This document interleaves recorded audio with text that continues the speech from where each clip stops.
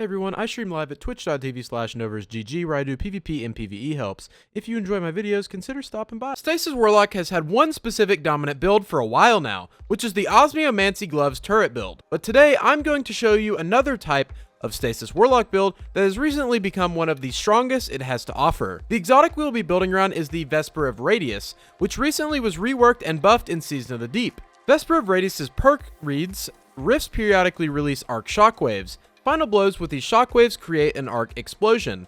While an arc subclass is equipped, the shockwaves and subsequent explosions blind nearby targets. Rift energy recharges faster when you are surrounded by targets. We will be using multiple different pieces of this build to enhance rift generation, ad clear, and survivability. If you find this video helpful or enjoy this build, consider subscribing and dropping a like, as it helps me out a lot. Now let's jump straight into it.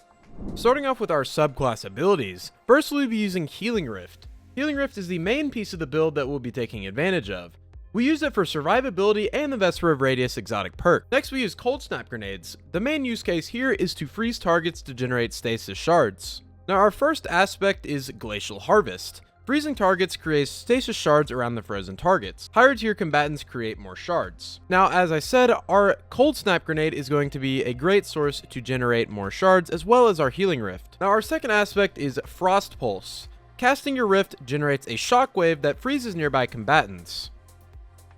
We will be combining this with the Vesper of Radius to absolutely shred areas of enemies. Now moving on to fragments. Our first fragment is Whisper of Rime. Collecting a stasis shard grants a small amount of overshield, which falls off after 10 seconds. Collecting additional shards adds to the overshield and refreshes the timer. Now this obviously will allow us to have very strong survivability using our stasis shards. Next we have Whisper of Fissures. Increases the damage and size of the burst of stasis when you destroy a stasis crystal or defeat a frozen target. Now this is going to enhance our Vesper of Radius explosions as well, since the targets around our rift will be frozen. Next we have Whisper of Chains. While you are near frozen targets or a friendly stasis crystal, you take reduced damage from targets. Now this is obviously another means of survivability. Our final fragment is Whisper of Refraction. Defeated, slowed, or frozen targets grant you class ability energy. Now obviously our build is very centered around our rift, so this is going to quickly give us our class ability back. Now there are two stats you want to prioritize in this build. Firstly is Resilience for damage resistance, as well as Recovery for your Healing Rift cooldown. Now, there's a few other weapons you can actually pair with this build.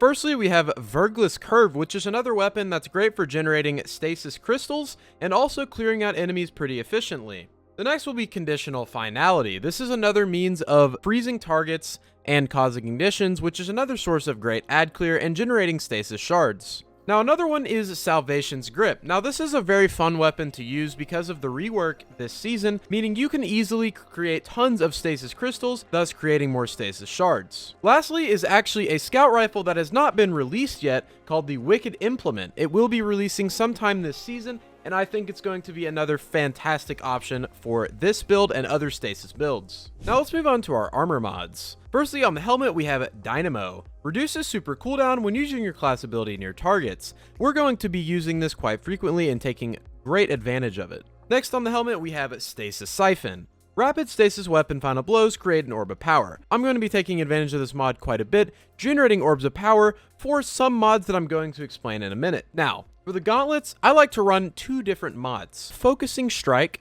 and Bolstering Detonation.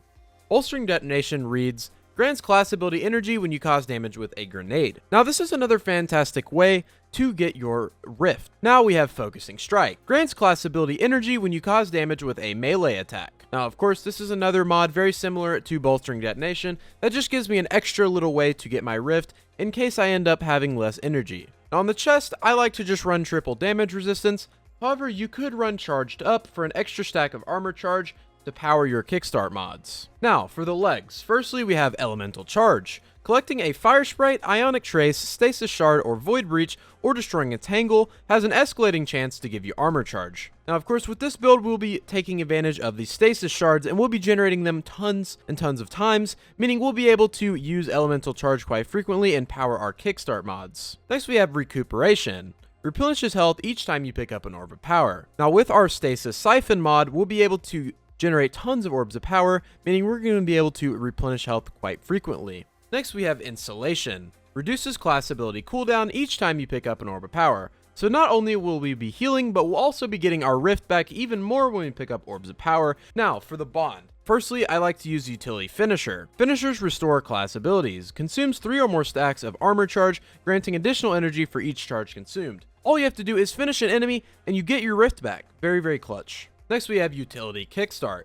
When your class ability is fully expended, you gain class ability energy. So this is basically just going to massively increase the cooldown of your Rift constantly, and whenever your armor charge, you're going to get tons of Rift energy back. Now for the final mod, we have Reaper. After using your class ability, your next weapon, Final Blow, spawns an Orb of Power. So not only we're going to be using Stasis Siphon, but also you're going to get another Orb of Power each time you get a kill after you use your Rift.